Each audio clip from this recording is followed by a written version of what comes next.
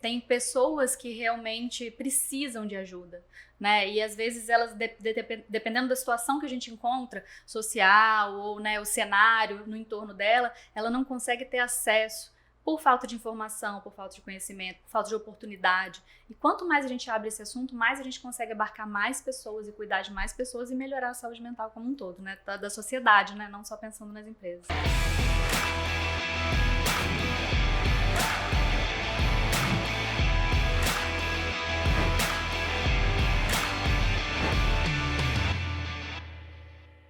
Olá, estamos de volta com o nosso podcast Na Real, não é, Jaciara? Aquele momento pra gente, trazer pra cá discussões que às vezes você não escuta e nem todo mundo quer conversar, mas a gente hoje decidiu fazer as perguntas. As perguntas. Pois é, e a nossa convidada de hoje, especialmente, é a Renata Lage. Renata, muito obrigada por ter aceitado o convite. E antes da gente já começar aqui nas pérolas, nas perguntas, eu queria deixar o espaço para você se apresentar, falar um pouquinho da sua vida, de você, quem é a Renata. Então, primeiro eu queria agradecer a oportunidade de estar aqui, né? Eu fiquei muito honrada, né? Assisti outras versões, mulheres maravilhosas já passaram aqui por esse podcast, pessoas que eu sou muito fã. Então, eu fiquei muito, muito agradecida com a oportunidade de estar aqui conversando com vocês, que são duas maravilhosas também, né? Obrigada. E bom, quem sou eu? Meu nome é Renata, eu sou uma médica psiquiatra. Eu sempre tive voltada para a área do cuidado. Eu acho que esse lado de cuidar das pessoas é algo que sempre foi muito natural para mim. Então, acho que desde muito nova eu já sabia que eu ia para esse lado. Não sabia se seria medicina. Eu pensei em fazer psicologia também, mas acabei caindo para o lado da medicina. Então, assim, ao mesmo tempo que eu sempre tive essa via de cuidado, eu também sempre fui uma pessoa muito incentivada na área profissional e muito inspirada pelo meu pai. Então, assim, não pode chorar aqui não, né? Pode, uma homenagem ao seu pai, pode. Sim, assim, porque meu pai é um cara maravilhoso, assim, então ele sempre me inspirou muito. Ele foi um dos donos de uma grande empresa de engenharia aqui e ele sempre me incentivou muito no meu lado profissional, sempre, sabe aquela pessoa que sempre acredita em você, que você fala, cara, qualquer coisa que eu queria, ele falava, Renata, vai. Então sempre me deu esse gás, assim. Não te obrigou a seguir o caminho dele, né? Não me obrigou, pelo contrário, teve uma época que eu quis largar medicina, falei, vou fazer engenharia, ele falou, não vai. A sua dose de engenharia do pai e do marido, então. Exatamente, e aí assim, claro, né, sem me proibir de nada, inclusive eu cheguei a quase deixar para poder fazer engenharia, mas acabei voltando para o meu caminho e me encontrei muito na psiquiatria. E aí, bom, depois que eu entrei na psiquiatria, eu me formei na EMESCAM, fui fazer no Rio de Janeiro a minha residência. E aí, lá no Rio de Janeiro, eu, como sempre, eu tenho muita sede de conhecer, de criar novas coisas, de estar sempre fazendo alguma coisa diferente. Então, lá eu já pensei, bom, vou terminar a minha residência e vou fazer um mestrado. Era uma coisa para mim muito natural. E aí eu decidi fazer o meu mestrado lá no Rio, então eu fiz o mestrado lá na UFRJ. E nesse período da minha residência foi quando eu conheci o Thiago. Ele morava em Vitória, Thiago, meu marido. Então, sou casada. Thiago, meu marido, tá entrando na história porque ele entra também na minha vida profissional. Então, nós ficamos à distância um tempo, depois eu vim para Vitória, ficava indo e vindo para poder fazer o meu mestrado. E aí, Thiago também estava na jornada profissional dele, ele fez 2 faculdades, um mestrado, estava trabalhando, né, na área de engenharia química. E aí, a gente conversando, a gente juntou os nossos conhecimentos e aí decidimos que a gente ia empreender juntos. Então, a Mental Pro, que eu sou CEO da Mental Pro, o Thiago é meu sócio, então nós dois juntos fundamos a nossa empresa. E eu falei do meu pai porque a empresa, o mês que a gente criou o nosso CNPJ, foi o mês que a gente descobriu que meu pai estava com Alzheimer. Então ele nessa ponta, né, que foi quando eu entrei na área de empreendimento, ele não pôde me acompanhar mais. Mas eu tenho assim essa certeza de que ele estaria completamente apoiando, né? Sem e eu tô entrando dúvida. nessa área de empresa, ele também empreendeu, né? Sim. Meu pai também criou uma empresa de sucesso, eu acho que teria também muito, já contribuiu muito, né? Mas eu tenho algumas dúvidas que eu fico assim, eu queria perguntar pro meu pai. Né? Então, assim... E aí, hoje, eu e meu marido estamos na Mental Pro e eu também atendo em consultório. Então, hoje, meu trabalho é, né, parte na Mental Pro e parte no consultório. E a Mental Pro, ela é uma empresa que cuida da saúde mental das empresas, né? Nasceu como uma empresa de dados, então o nosso core realmente é direcionar as ações de saúde mental, mostrar para as empresas o que elas precisam fazer para que a saúde mental dos times melhore, através de uma inteligência de dados. Mas hoje a Mental Pro é muito mais que isso. Então a gente tem capacitação para lideranças em saúde emocional, né? Temos uma trilha de conhecimento, temos acolhimento emocional com um time de psicólogos. Então, aí Que legal! Que Muito bom, né? Muito isso. bom. E o que você percebe nessa jornada nas empresas, né, atuando, e aí você acaba tendo as duas coisas, né, na empresa e no consultório. E quem está no consultório são as pessoas que estão nas empresas, né, de forma geral, sim. né? Às vezes o mais jovem e tudo mais. O que você percebe, assim, e aí não só percebe, mas acho que vocês têm dados, onde está mais o adoecimento mental? Na idade, no sexo, na mulher ou no homem, ou no tipo de negócio, o tipo de gestão de uma empresa adoece mais, adoece menos, ou a doença mental tem muito mais a ver com o próprio ser humano do que com as questões externas. Como é que é, assim? Na verdade, essa é uma pergunta que a gente se faz sempre, né? Tanto globalmente, dentro das empresas, quanto individualmente, né? Por que alguém adoeceu? Por que eu adoeci? Qual é essa causa? E, na verdade, uma coisa que a gente tem que ter essa visão muito clara é que o adoecimento mental, ele não tem uma causa única, né? Não adianta a gente falar as pessoas ou eu estou adoecendo por unicamente X motivo. A gente tem vários fatores que interligados vão levar uma pessoa a se sentir de uma determinada maneira e às vezes adoecer ou não. Então a gente está falando tanto de um conjunto de fatores biológicos, né, genéticos, ali, populacionais, e aí, né, tem algumas doenças que são mais prevalentes em homens, outras mais em mulheres, né, tem alguns fatores culturais e sociais que favorecem mais o adoecimento dos homens ou das mulheres, claro que isso existe. Mas também, né, fatores ligados a, por exemplo, influência de estresse na renda, né, situação financeira, relações familiares, relações sociais, a qualidade das relações e também fatores do trabalho. Afinal, a gente passa a maior parte do nosso tempo hoje no trabalho, né? E aí, dentro do trabalho, existem várias coisas que a gente tem que olhar, né, que a gente precisa olhar para que a gente garanta que os ambientes eles não se tornem fatores de adoecimento, e sim fatores de proteção à saúde. Afinal, o trabalho ele pode ser bom, né? A tendência, a ideia, né, do trabalho é ser bom para a saúde mental. E a gente tem que se lembrar disso, o trabalho é bom, o trabalho não é ruim. Hoje a gente está com as pessoas estão adoecendo tanto que a gente já pensa, poxa, o trabalho é ruim, quem trabalha muito adoece. Gente, isso não é verdade. O trabalho é bom. Até porque se fosse assim era pra eu ter morrido já. E trabalho... E o trabalho vem muito mais para dignificar, para te trazer reforço de autoestima. Mas eu não sei, você consegue perceber se a própria questão da pandemia mudou esse traço? Ou potencializou e passou a... Porque assim, burnout sempre existiu desde que estava na faculdade 200 anos atrás. Mas... meio que pós-pandemia, a gente vê uma carga muito pesada sobre a questão da saúde mental nas empresas, né? Então, é como se diversos fatores compõem o gatilho para isso, o processo de adoecimento, mas é como se a empresa começasse a ser intitulada como grande gatilho. Sim, eu não gosto muito dessa ideia, né, do grande vilão, né? E fica se colocando hoje em dia assim, a empresa, como se isso fosse uma coisa meio... E é desafiador, porque o trabalho é o que tem para te trazer satisfação pessoal, é o que vai te conectar com outras pessoas, é o que vai estar te trazendo reconhecimento, vai te trazer N coisas, desafios, aprendizados, mas a gente vê fortemente um movimento de adoecimento até da própria empresa, né? Exatamente. Na verdade, esse processo, né, o assunto saúde mental no ambiente de trabalho, ele já é sim, né, vocês, né, que estão nessa área também sabem que isso é pré-pandemia, né? Antes da pandemia, esse assunto já estava muito em alta.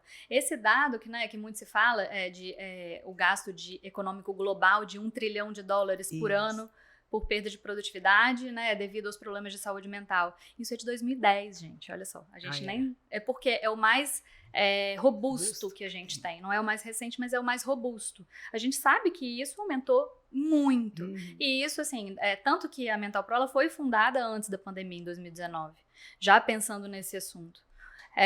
Mas depois, e as empresas já estavam naquela época iniciando um grau de maturidade maior nessa questão. Acho que depois da pandemia, a saúde mental como um todo piorou, né? E eu acho que existiram algumas adaptações muito rápidas que precisaram ser feitas nos ambientes de trabalho. Teve um impacto econômico muito forte, pesou para todo mundo, né? Sim. As empresas sofreram muito com isso. E aí, às vezes, algumas coisas que favoreciam o bem-estar dos colaboradores, nem todas as empresas conseguiram sustentar. Então, a gente teve muitos fatores para aumentar o nível de adoecimento no trabalho. E eu acho que a questão disso surgir muito agora dentro das empresas né, querendo ou não, é porque realmente o impacto na produtividade está muito alto, né? E isso já está começando a ser colocado, né, de uma maneira mais clara. As empresas já estão com uma maturidade maior de entender que elas não é uma questão só que, né, ao meu ver, já é uma força muito grande, uma questão humanitária, mas é uma questão econômica, né? Então... Até porque antes sempre foi tabu, né? Isso a gente sempre existiu.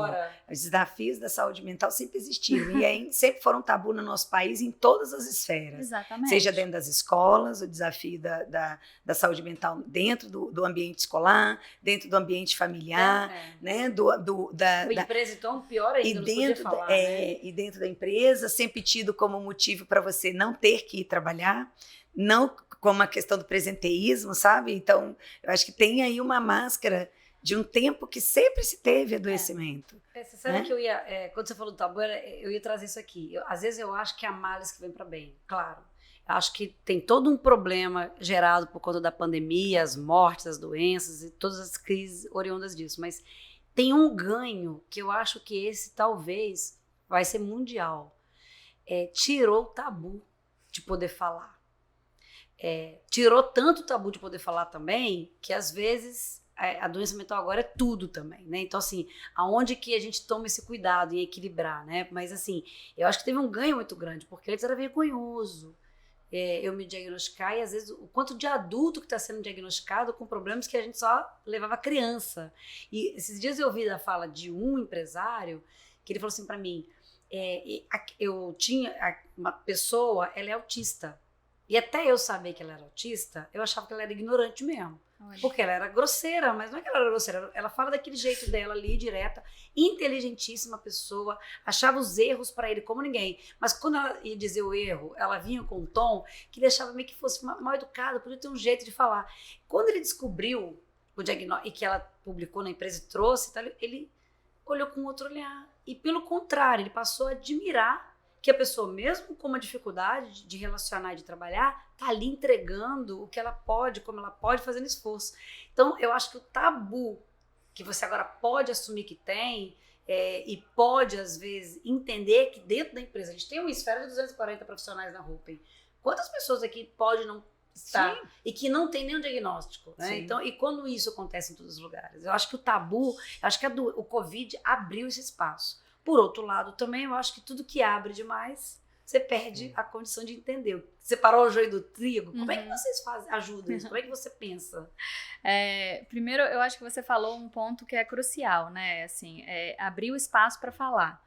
Então, eu acho que esse início dessa ruptura do tabu, porque ainda existe muito receio de falar sobre saúde mental dentro das empresas, por N motivos, mas eu concordo que, assim, isso está evoluindo de uma maneira muito rápida, e depois da pandemia, como você falou, isso daí agora se abriu de uma maneira muito rápida. Até assusta para algumas pessoas, assim, né, a maneira como isso está sendo colocada. Eu acho que é um processo de educação e cultural, Então, acho que as pessoas elas estão começando a se inteirar um pouco mais sobre o que são os problemas de saúde mental, né, do que se trata. Então, eu acho que acontece isso, né? As pessoas começam a se inteirar e aí isso se esgarça muito, vai para um polo muito extremo, como você falou. E aí agora, depois, eu acho que as coisas vão começar a se ajeitar quando informações de qualidade começarem a ser transmitidas. E assim, eu acho que a vantagem de se poder falar cada vez mais é que a gente acaba conseguindo evitar um problema que é o que acontecia, eu acredito, assim, grandemente dentro das empresas. Os problemas, eles são velados, então a pessoa está adoecida, só que ninguém fica sabendo.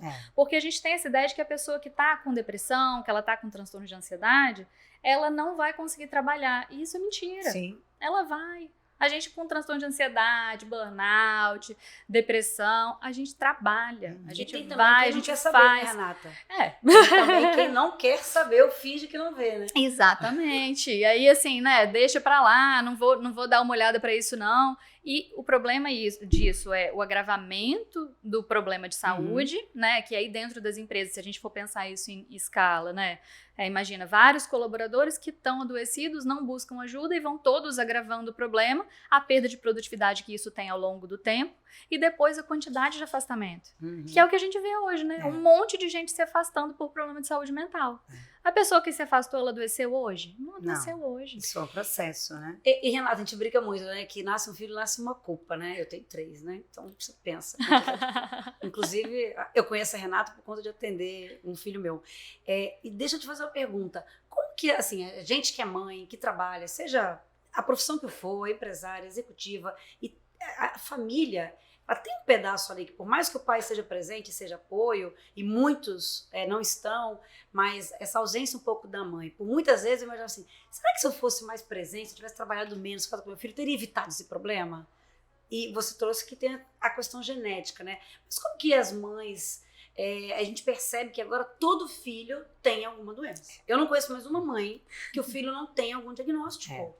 E aí, a minha mãe brinca assim, será até onde E aí minha mãe, até onde vai o conhecimento dela, mas ela brinca assim, até onde tem tantos problemas mentais numa criança, ou tem falta de um tapinha na bunda, um puxão de orelha, um belo campo para ele jogar uma bola e correr, porque tá todo mundo preso no apartamento, na escola, o quanto que também a mãe precisa ter cuidado com isso e já não sair tupindo o filho de remédio. E separar isso, né? Olhar essa validade, esse diagnóstico. E até que ponto também a produção da doença, do adoecer, dos diagnósticos, também não vem a favor de uma indústria, que a gente sabe que é uma indústria farmacêutica forte, que problematiza. E hoje eu acho que a gente, quando abre um leque para se discutir até onde, de verdade, a gente está falando de adoecimento e até onde a gente está falando dos padrões naturais de uma mente que vai ter seus momentos de tristeza, que vai ter os seus momentos de diminuição de foco, sem que isso seja necessariamente uma doença. Porque eu acho que o desafio hoje, quando abriu demais, é aquela coisa assim, tudo é doença. Hoje, se eu fico triste, eu estou depressiva. Não, gente, ficar triste faz parte da vida. Oscilar, hoje você está bem, amanhã não. E nós somos emoção. A forma, o quanto que isso é frequente, o quanto que isso impacta na minha rotina, é que de fato vai me trazer um quadro de adoecimento. Mas hoje também está assim, ó. Esses dias eu falei, gente, toda criança hoje em dia é autista, toda criança hoje em dia tem TDAH, toda criança hoje em dia tem alguma coisa. Da onde brotou? Né, da onde brotou? Dar uma solução para o sofrimento. Da onde brotou e corre na medicação? Porque eu falei que a Ritalina é a onda do momento. Ser difícil sentar num grupo com mães que não tem um concerto, uma Ritalina. Né? E aí eu fui, um Ritalina, ele tem tipos de Ritalina. E eu falo, a quem serve? Eu acho que essa é a pergunta. A quem serve? Porque, na verdade, a gente tem, e aí só, né, puxando um pouquinho, né, o que a Kátia falou, a gente tem realmente um crescimento muito grande de adoecimento mental na idade jovem, né, crianças e adolescentes. Isso daí todo mundo tá vendo, isso é uma coisa completamente evidente. Na minha visão, tem 2 fatores para isso estar acontecendo. Né? O primeiro é realmente o aumento de problemas sociais e culturais que levam a adoecimento mental. Então, o fato da gente ter acesso à conectividade muito cedo, né, a velocidade dos estímulos que essas crianças recebem, né, e aí todas essas questões voltadas para a tela, internet e tal, e acesso a coisas que não era para as crianças terem acesso numa determinada idade, isso tudo influencia muito, né? Sim. A gente sabe que isso é uma realidade. As crianças, elas não têm mais espaço para brincar, né, gente? Não tem, a criança não corre, cara. Fica dentro do apartamento, joelho, não ralam o joelho. Pô. E se rala, a mertiolate não arde. Mertiolate não arde mais. É verdade. Até o mertiolate arder tinha uma função, né? Psicológica. Não quero ter que usar mertiolate, eu não quero, vou cuidar, exatamente. Né? Então, assim, bom, brincadeiras à parte, né? Isso representa muita coisa. Claro. E aí, assim, tem esse fator. E tem também que a saúde mental ela tem mais visibilidade. Então, a gente também tem mais acesso à informação e, por consequência, mais diagnósticos. Tem muitas e muitos adultos hoje que, se fosse, né, atualmente, teriam sido diagnosticados quando criança.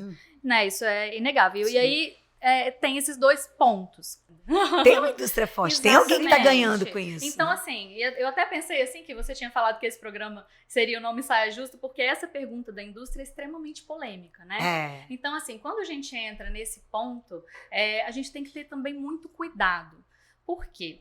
Porque as pessoas, as crianças, os jovens, os adolescentes, eles estão sim sendo diagnosticados e a gente tem que ter um cuidado muito grande para que a gente não tenha uma medicalização dos problemas. Ao mesmo tempo, a gente também tem que ter muito cuidado para não subdiagnosticar, porque uma criança que está em sofrimento e a gente negligencia isso traz muitas consequências lá na frente. Isso, para mim, passa por bons profissionais, passa por conhecimento de qualidade, passa por ética. Então, é um problema muito mais a fundo, muito mais estrutural. Né? Hoje a gente tem, a gente vê realmente essa medicalização muito grande, mas a gente também, né, agora, mais cedo a gente estava conversando sobre a dificuldade de encontrar, às vezes, um bom profissional da infância e adolescência. Sim. Isso é uma realidade. Né, as mães, né, que passam por isso, de buscar profissionais, se deparam com isso. Então, a gente tem que melhorar a nossa formação. A gente tem que também, na hora de fazer essa busca, buscar profissionais referenciados. Porque é verdade, né? A gente tem uma tendência a medicalizar algumas situações. E quando a gente fala dos profissionais do mesmo jeito, em todas as áreas, na área da saúde também, nós temos os desafios geracionais, né? Sim. Os jovens de hoje na área médica, quanto que eles também têm resiliência para estudar? Ou ele vai para um evento de uma indústria farmacêutica, e não se encanta com as viagens. Eventos lindíssimos nesses resorts, com viagem tudo pago, e volta de lá medicando aquele remédio. Exatamente. E isso é um perigo, porque na verdade quem está medicando os nossos filhos é o médico ou é a indústria? E na verdade, se a gente for entrar nesse assunto, daí vai muito mais a fundo, né? E a gente tem que ter, por isso nessa questão você falou a ética, isso daí tem que estar muito firme, né, dentro da mentalidade dos profissionais. Os profissionais, eles têm que ter muito essa consciência do impacto e do ganho econômico que a indústria farmacêutica tem em cima disso. Porque, claro, a gente não vai também aquela coisa dos vilões, né? Não existe um vilão. A gente precisa, né?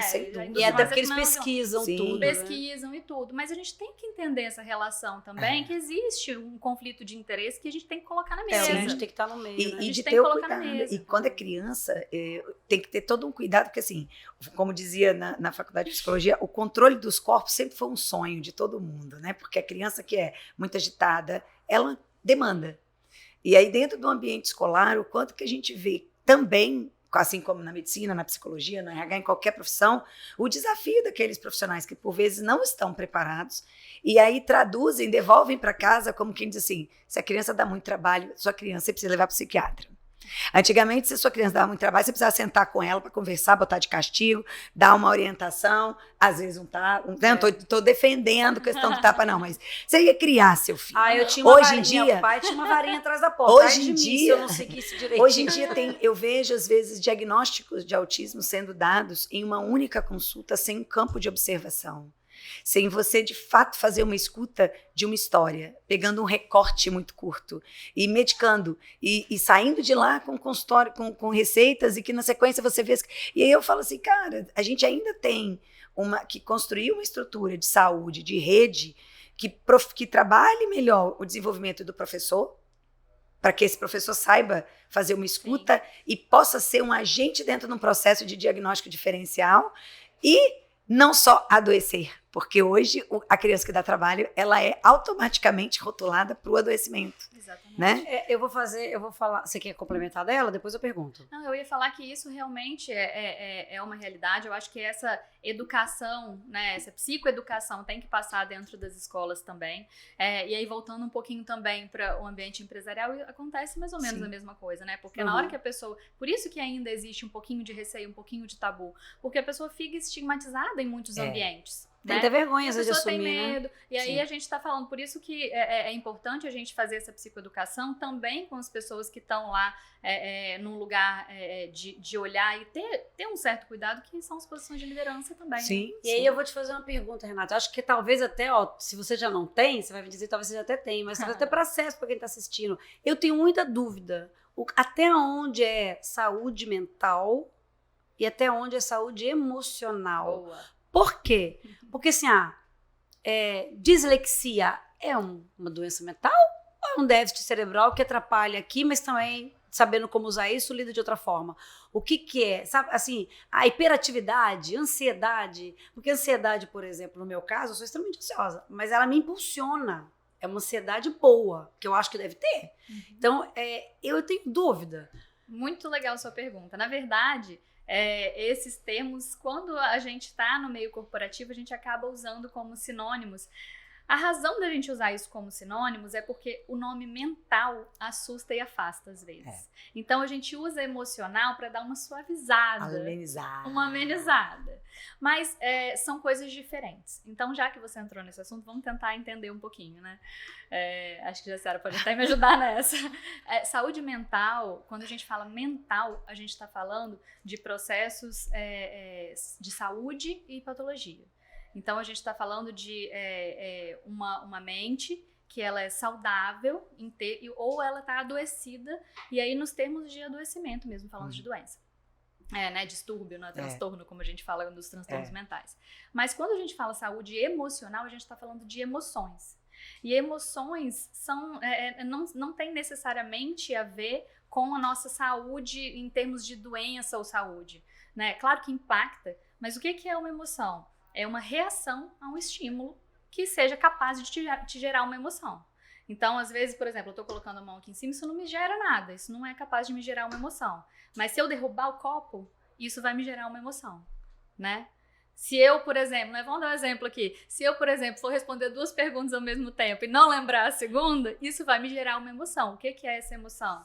É você sentir no seu corpo e na sua mente alterações, né? E aí fiquei vermelha, né, pessoal? Vocês viram? Isso tudo é uma emoção. A saúde emocional é a capacidade que a gente tem de gerenciar as nossas emoções com qualidade, né? Se a gente tem uma boa saúde emocional, a gente tem, às vezes, um pouco mais de proteção para a nossa saúde mental. Você entende? Fatores externos, se a gente consegue regular, entender as nossas emoções, regular elas de uma maneira... Aí que entra aquela questão de inteligência emocional, que tanto se fala também. Se a gente consegue fazer isso de uma maneira satisfatória, a gente, às vezes, vai ter um estresse no dia a dia que era para gerar na gente muita ansiedade e a gente vai conseguir administrar aquilo ali legal.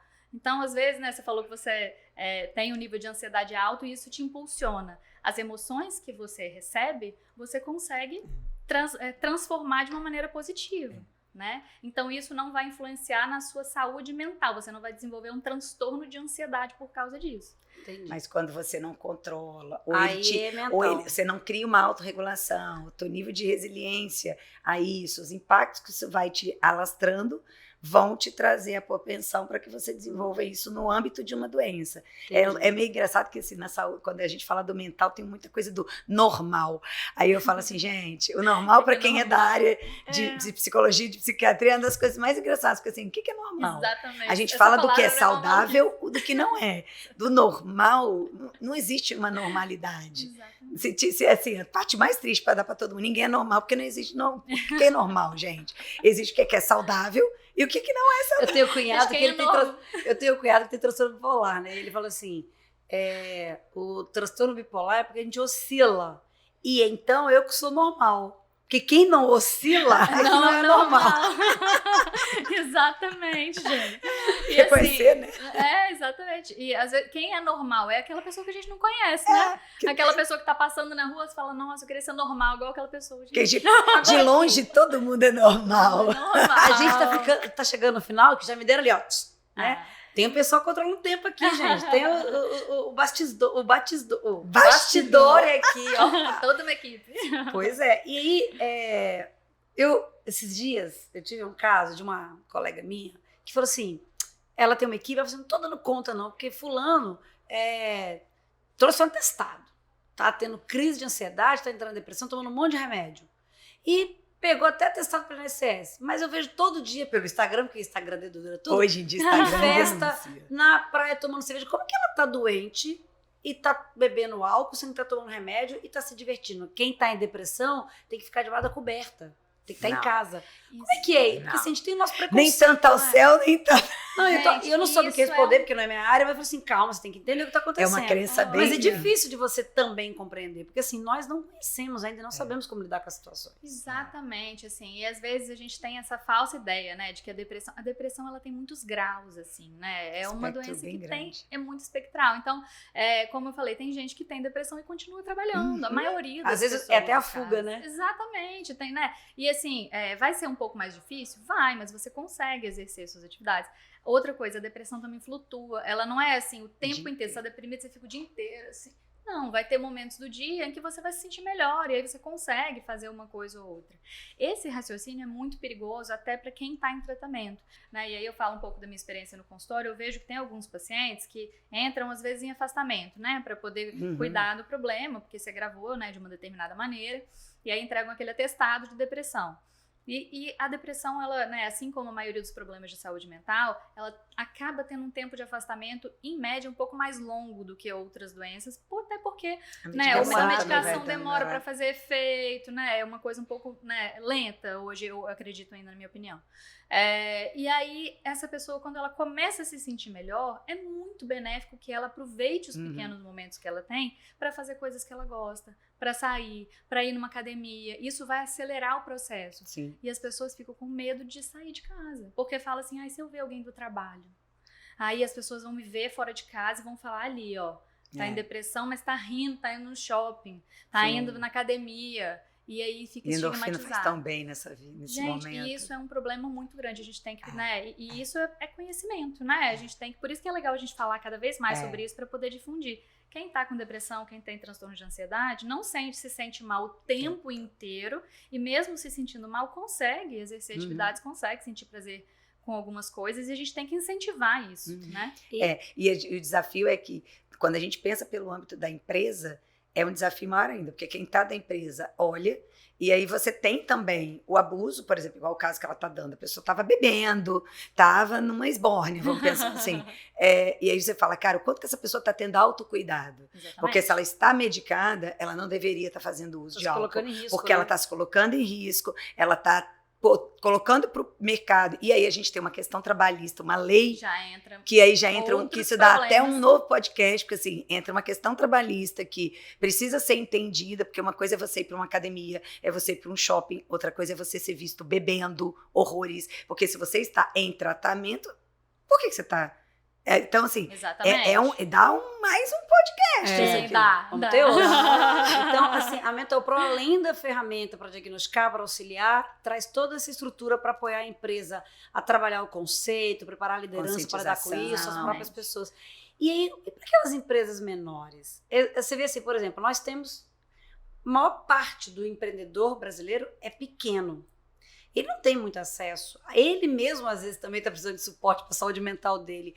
Como se alguém está vendo hoje um pequeno empreendedor, uma pequena empresa, como que essa empresa pode buscar ajuda? Se não for com a Mental Pro, mas de alguma forma no mercado tem acesso, tem estruturas, instituições que apoiam as pessoas? Com certeza. Na verdade, hoje o mercado ele está com muitas soluções em saúde mental. Né? Eu acho que não é difícil iniciar uma busca e começar a ver várias opções. Hoje, na verdade, eu acho que a maioria das empresas tem o problema contrário, né? É dentro de todas as soluções que estão ofertadas no mercado, escolher aquela que mais se adequa à realidade. Inclusive, a ideia da Mental Pro surgiu por isso, né? Porque a gente vê que as empresas, elas têm muitas opções do que fazer, mas dentro de uma determinada realidade, qual é a melhor solução, né? Então, acho que começar a buscar um pouquinho, assim, do básico, né? Entra na internet, coloca ali para poder ver, vocês vão ver que tem muita opção. E cada realidade é uma. Então, eu não acredito, e a Mental Pro não acredita em solução pronta. Então, nunca vai ter uma coisa que é exatamente excelente para uma empresa, que foi feita e ali deu certo, e é que a gente vai fazer exatamente igual na outra empresa e vai funcionar também. As realidades são completamente diferentes. Então, isso tem que ser muito personalizado. Tem que ser muito individual na hora da gente montar um programa de saúde mental. Então, para empresas pequenas, vai ser uma determinada solução. E empresas pequenas de um determinado setor, vai ser uma determinada solução. Então, e você que é empreendedor do EUKIP, vai na internet, estuda um pouquinho sobre saúde mental, mapeia, porque daqui a pouco você tem um funcionário, tem 2. Exatamente. Quanto mais você conhecer sobre você mesmo, você começa a conhecer sobre o outro, e daqui a pouco você está buscando a Mental Pro. E vai ser muito bem atendido, vai poder conscientizar os líderes, vai fazer desenvolver. Com certeza. Renata, para encerrar, quer mandar um recado para quem está te vendo, ouvindo? Quero, acho que eu queria agradecer mais uma vez a oportunidade de estar aqui. Eu acho que falar sobre saúde mental e dentro principalmente do meio corporativo é algo que a gente tem que incentivar cada vez mais. É um assunto que ele precisa ser difundido. A gente está conseguindo romper barreiras, então assim, isso é uma luta pessoal para mim, né, que eu carrego tanto no consultório quanto na empresa. Tem pessoas que realmente precisam de ajuda, né? E às vezes elas, dependendo da situação que a gente encontra, social ou, né, o cenário no entorno dela, ela não consegue ter acesso por falta de informação, por falta de conhecimento, por falta de oportunidade. E quanto mais a gente abre esse assunto, mais a gente consegue abarcar mais pessoas e cuidar de mais pessoas e melhorar a saúde mental como um todo, né? Da sociedade, né? Não só pensando nas empresas. Fechou, uma responsabilidade de todos nós, né? Social. Exatamente. Ó, quem você que tá aí, espera a gente nos próximos. Obrigada. Vamos falar mais, viu, Renata? Muito obrigada. bom. Obrigada, meninas. Tchau, muito gente. bom. Até a Tchau, próxima. tchau. Cuida da sua saúde, hein, pessoal? Bora cuidar da nossa.